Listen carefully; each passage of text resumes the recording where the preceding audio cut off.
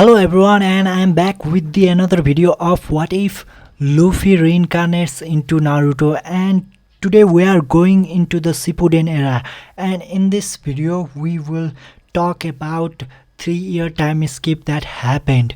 Of course we are going to talk about other things as well, but let's start with whatever the things that happened during these 3 years.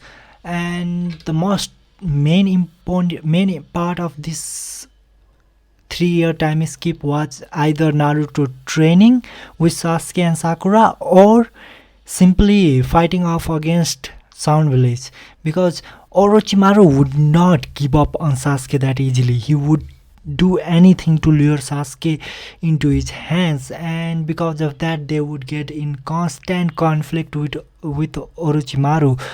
And seeing the persistent of Orochimaru, Luffy was quite confused as to why he wanted Sasuke so much, and after understanding that he wanted Sasuke to be his vessel, he was so angry that one time he almost destroyed the entire Sound Village by himself. Yes, and that was within the time skip. Of course, because of some diplomatic problems he could not truly do that. Even so, it just shows how strong he has gotten in just 3 years, or within even 3 years. After that, the main things that happened during this time would be simply Naruto learning more about Ninetales and conjuring more of its chakra, and even to the point of making a kind of bond with Ninetales. Because you have to understand one thing: Naruto and Sasuke are very similar with this bonding ability. So when one and one join hands together, it just that ability just goes up and up, so much that he was able to convince Ninetale into voluntarily helping him without taking over him. Yes, Naruto was able to do that within just 3 years. And another main thing that happened during these 3 years is that Naruto formed a kind of a group, or I would like to call it a crew, but since they were in land, didn't know whether I should call it a crew. But anyway, they did form a with bond or group with Jabuja and Haku and some other Genins of Konoha who came under him. Yes, they were not equal. It's like Luffy accepting them under him, and Naruto did become a boss, a kind of boss, but he was still a idiot. So Shikamaru was his right hand man. Yes, I'm going to give this position to Shikamaru, not Sasuke, because I don't think Sasuke gets even close to becoming best friend with Naruto in this fanfiction. Remember, the only reason why Sasuke became his friend is because of Indra and Asura reincarnation relationship, and the way that Naruto would feel about Sasuke's loneliness was quite similar to his own. So these two events made his bond with Sasuke much stronger. But in this fanfiction, Naruto values a friend who literally cares about him all the time, even though he doesn't need to show it. He doesn't want to show it as well.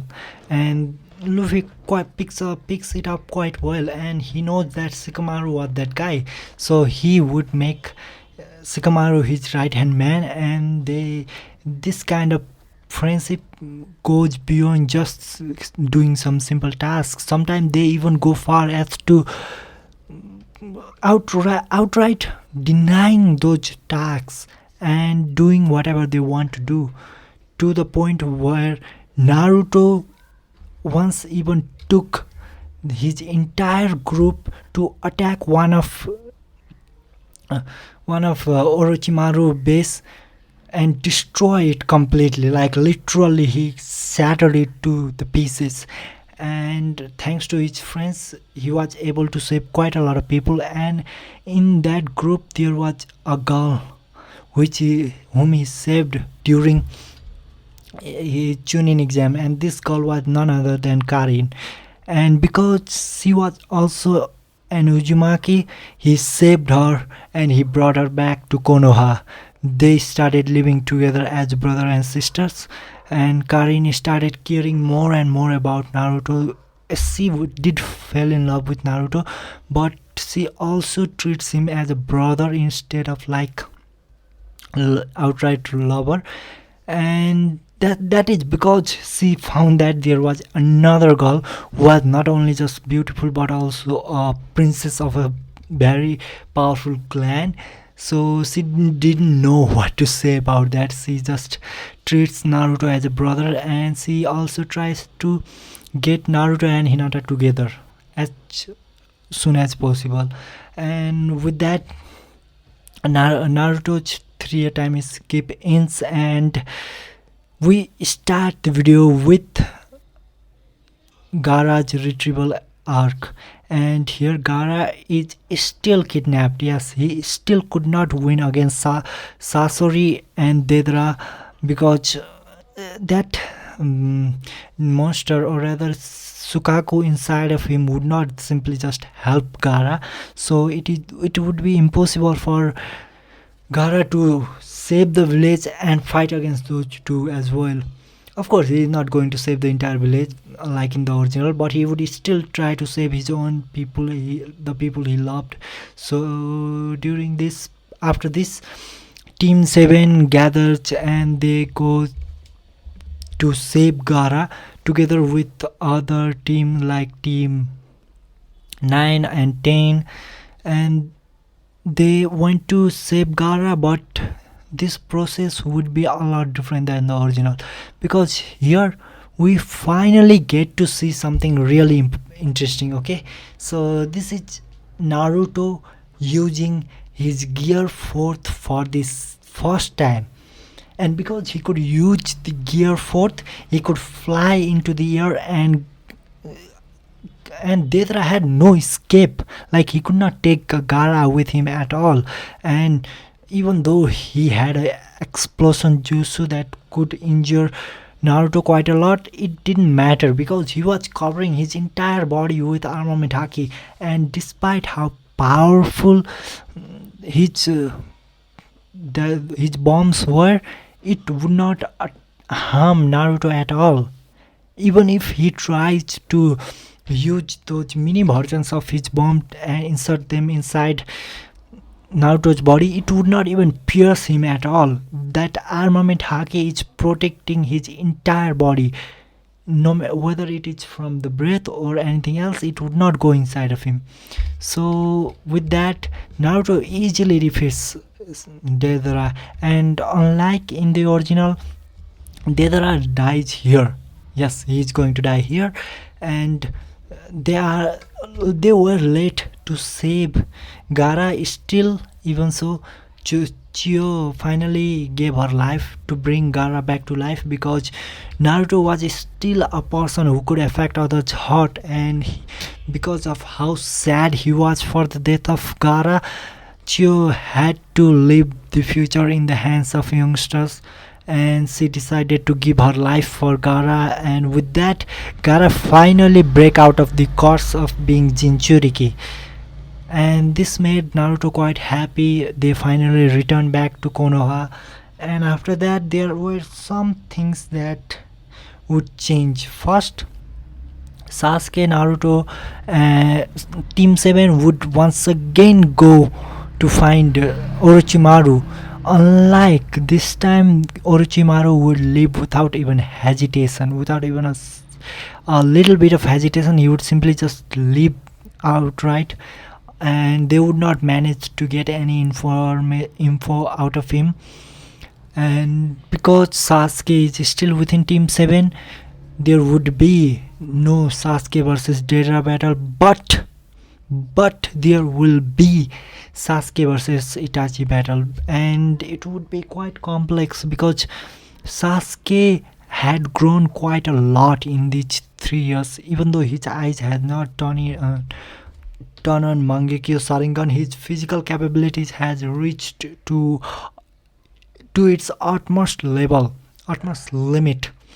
And so the battle between Itachi and Sasuke happens. Naruto and Sakura fights off against Kisame while Kakashi was disturbed by Toby. Of course, Toby would also try to disturb Naruto, but Naruto was not going to stop that easily. He would simply use his gear force and fly towards Sasuke.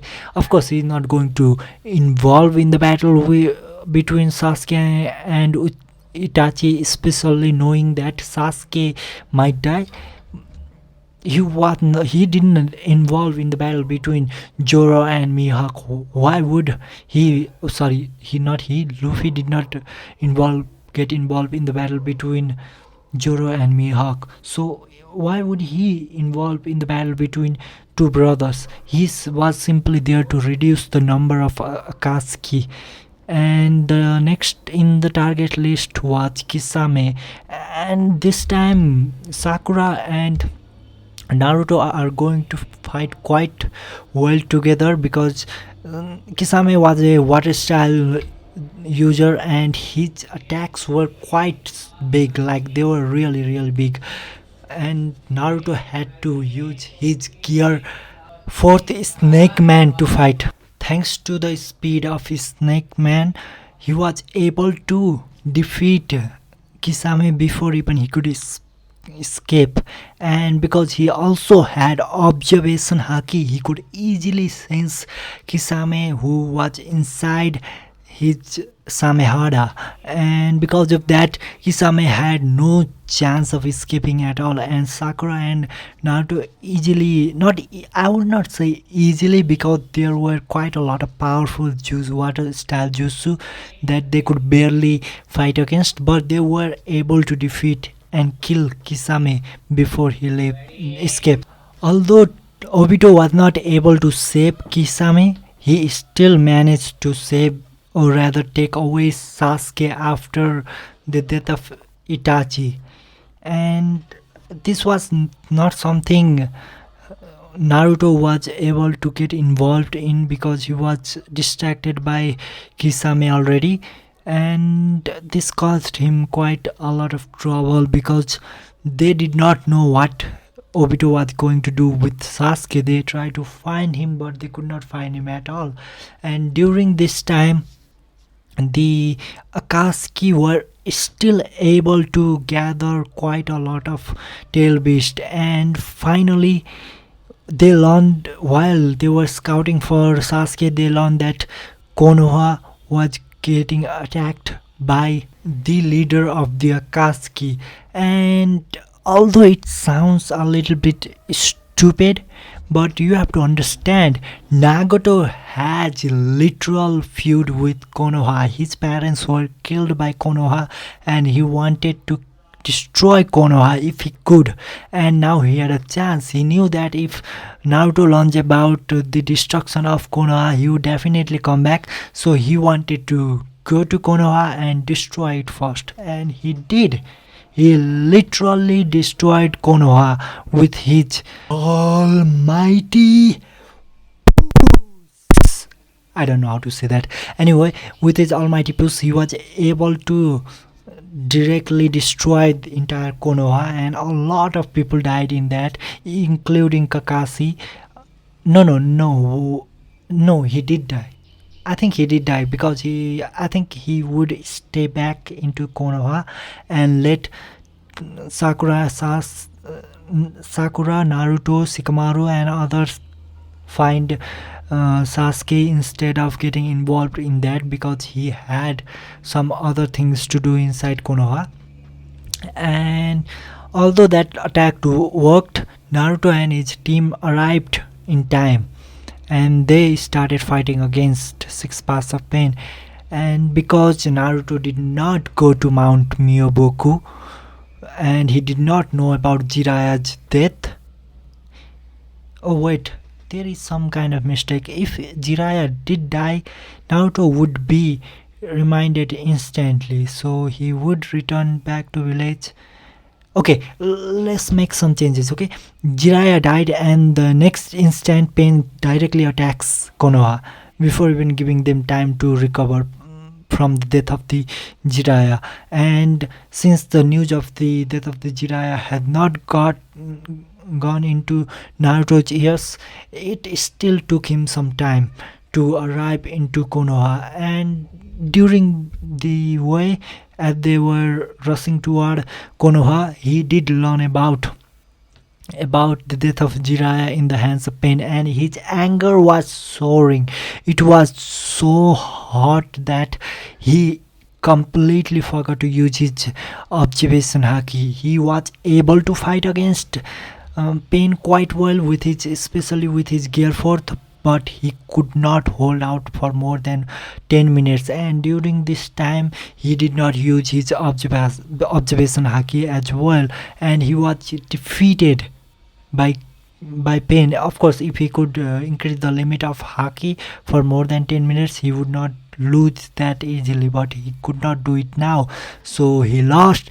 And Hinata tried to save him, and she got impaled into the ground by Pain, and this enraged him even further, to the point he finally started to lose his mind, and Kyuubi's chakra was getting wilder and wilder, so much so that even Kyuubi himself was not able to control it, because Kyuubi was truly an incarnation of evil.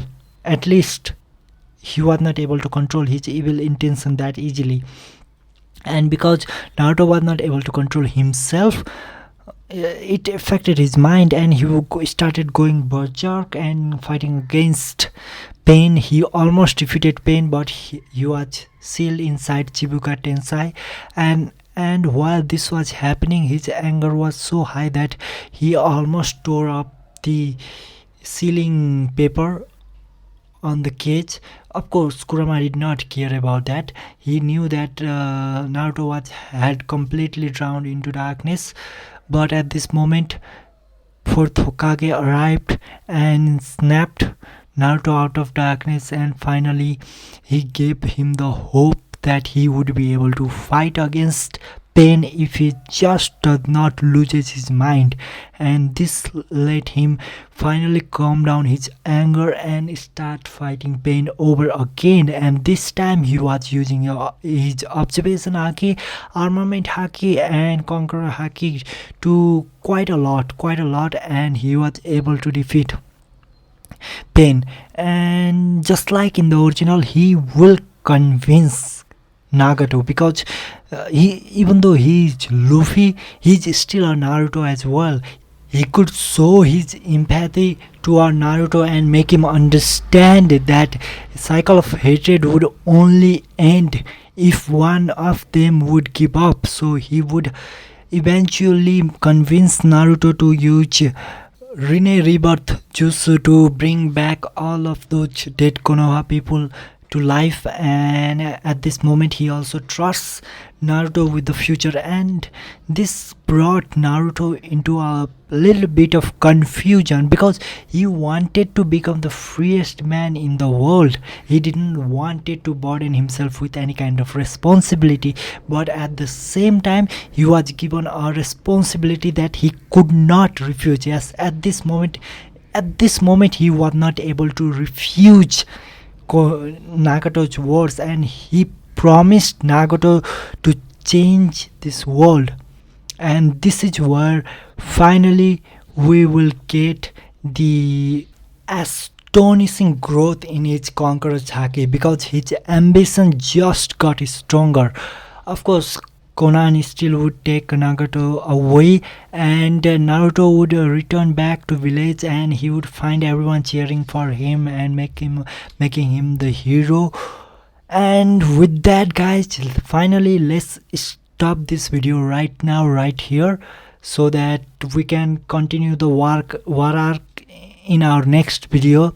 I know that I'll skipped a lot of Shippuden to work, but I didn't want to talk about it because it didn't seem that important to us at least to me. So let's hope I can see you in the next video, and subscribe. See you.